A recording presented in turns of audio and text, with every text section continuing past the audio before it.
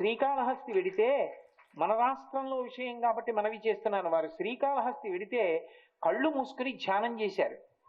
ధ్యానం చేసి చెప్పారు, ఈ ఎదురుగుండా కొండ ఉంది, ఆ కొండని మీరు తొలిచి చూడండి, కళ్యాణమూర్తులు చెక్కబడి ఉన్నాయి, కొన్ని శతాబ్దాల క్రితం కొండ వెనక ఉన్నాయి, కప్పబడిపోయాయి, అవన్నీ తొలగించండి అన్నారు.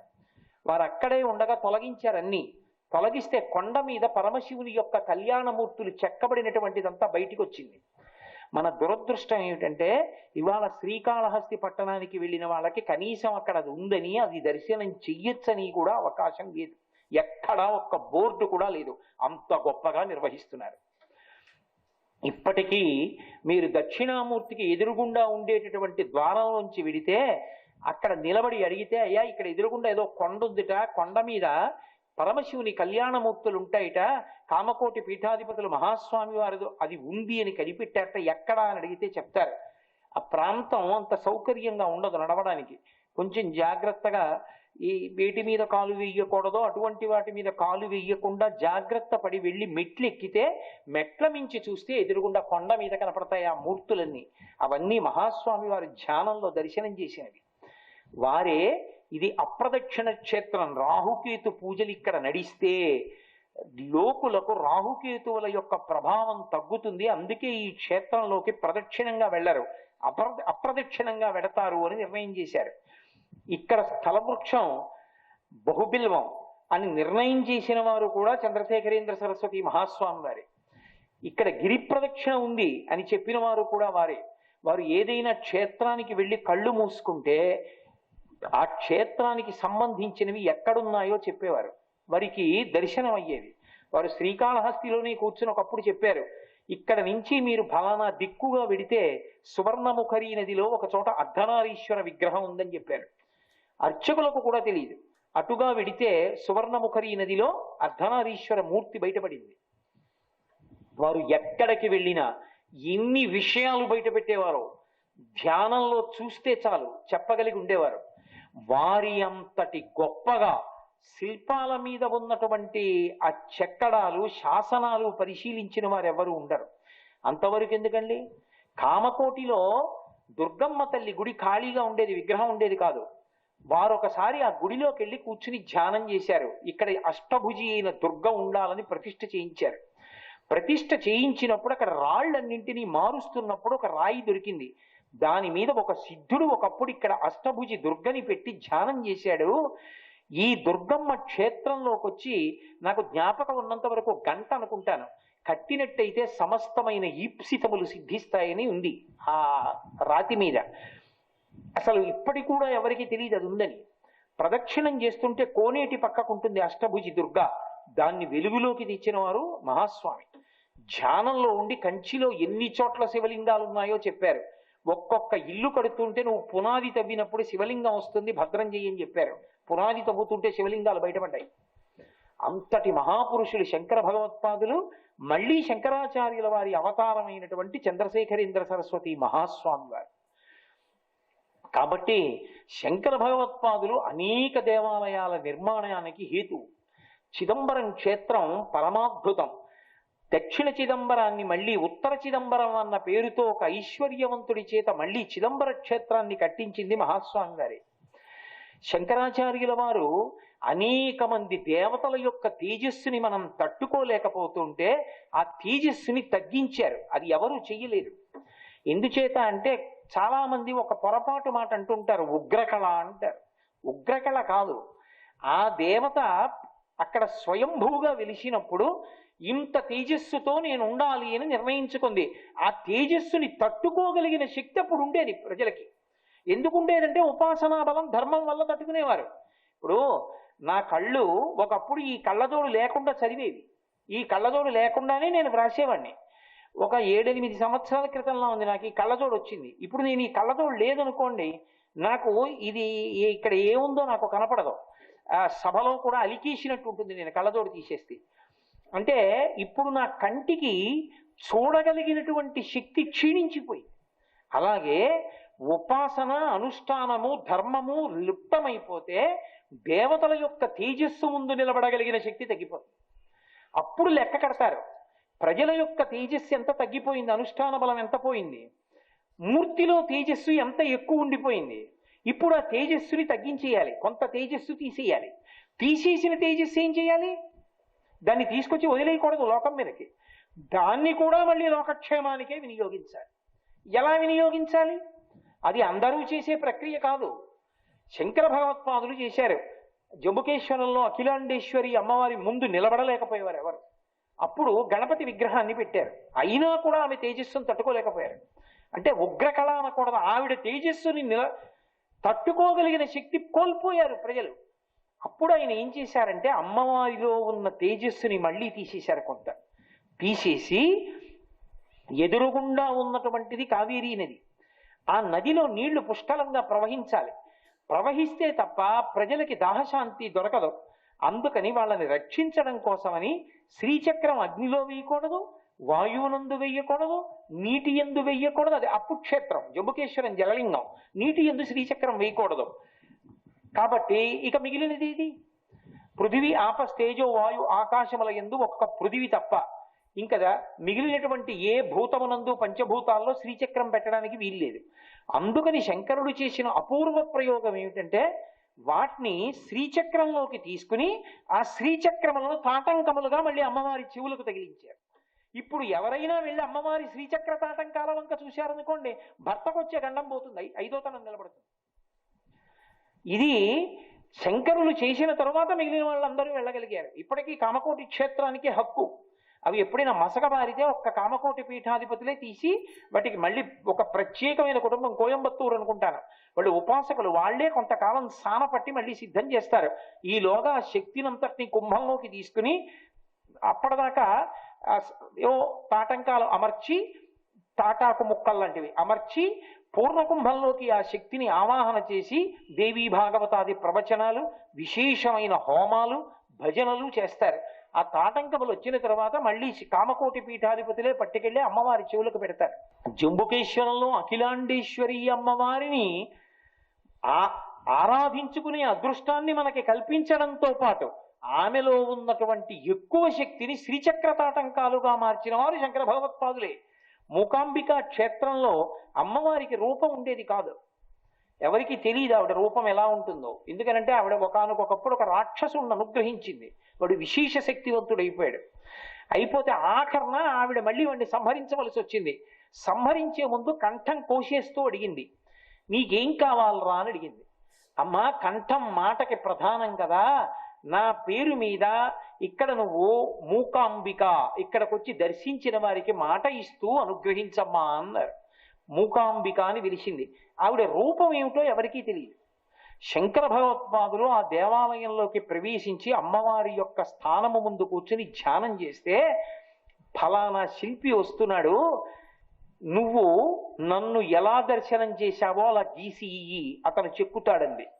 శంకర భగవత్పాదులు గీసి ఇచ్చారు. అదే మూకాంబిక, ఇప్పుడు ప్రతిష్ఠైన మూర్తి. శంకర భగవత్పాదులు తీసుకొచ్చారు మూకాంబికని మనకందరికీ అనుగ్రహించడానికి. శృంగేరి శారదని శంకర భగవత్పాదులు ప్రతిష్ఠ చేశారు.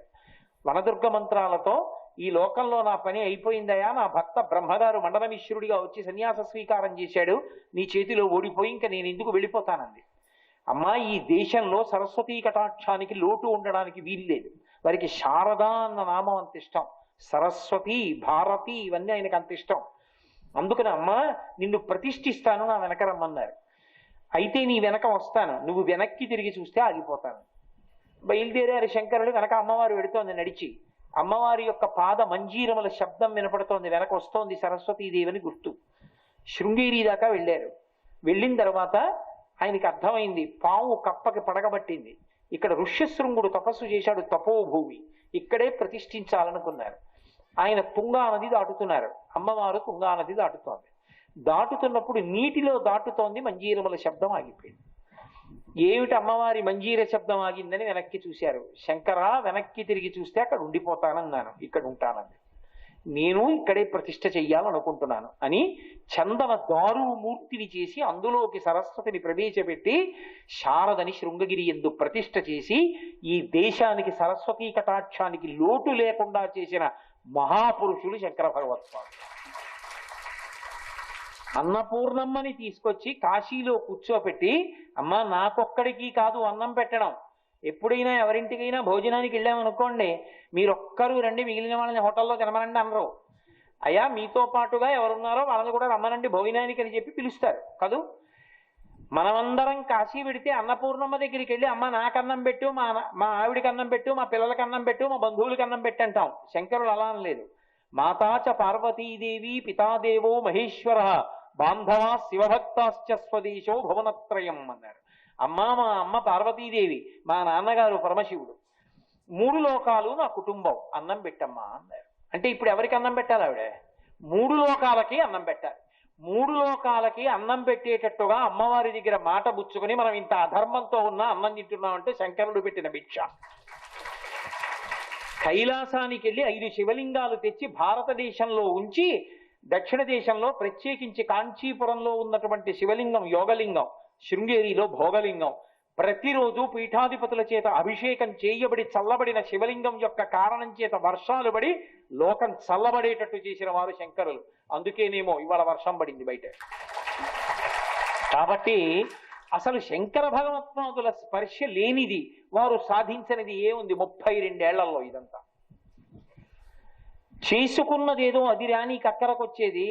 నువ్వు ఇలా పెట్టనిది నిన్ను రక్షించదు. నువ్వు చేసిన పుణ్యకర్మలు ఏమున్నాయో అవే నీ సుఖమునకు కారణములవుతాయి. కాబట్టి ప్రయత్నపూర్వకంగా కురు పుణ్య మహోరాత్రం, రాత్రింబవళ్ళు పుణ్యకార్యాలు చెయ్యి. సమయం దాటిపోయిందా, ఇక పెట్టుబడి లేదు. ఎందుకని? తిరియక్కుగా వెళ్ళావా, స్థావర జంగమాదులకు అధికారం లేదు. స్థావరము అంటే కదలదు. చెట్టు ఉందనుకోండి, మామిడి పళ్ళు పండుతుంది, కానీ గుడికి తెచ్చుకి ఇవ్వలేదు, కదలదు. జంగమములు అంటారు కదిలేవి. కదిలే వాటిలో తిరియక్కులు అంటారు. అంటే పుట్టినప్పుడు వెన్నుపాం భూమికి అడ్డంగా ఉంటుంది, తర్వాత అడ్డంగా ఉంటుంది. అవి దేవాలయానికి రావు, కర్మ చెయ్యవు. కుక్కుందనుకోండి, పుట్టినప్పుడు అడ్డంగా ఉంటుంది, పెరిగినప్పుడు వెన్నుపాం అడ్డంగా ఉంటుంది, గుడిలోకి రాదు, వినడానికి వీల్లేదు. ఏదైనా తీసుకొచ్చి ఈశ్వరుడికి ఇస్తానంటే కుదరదు. నేను ఇవాళ స్నానం చేస్తానండి అంటే కుదరదు. దానికి కర్మాధికారం లేదు. దేవతలకి కర్మాధికారం లేదు. దేవతలు జ్ఞానమును సంపాదించచ్చేమో కానీ కర్మ చేయకూడదు. యజ్ఞం గాని, యాగం గాని, పుణ్యం గాని చేసే అధికారం వాళ్ళకి లేదు. కాబట్టి క్షీణే పుణ్యే మర్త్యలోకం విశంతి, పుణ్యం పోతే మళ్ళీ వచ్చి ఇక్కడ పడిపోతారు.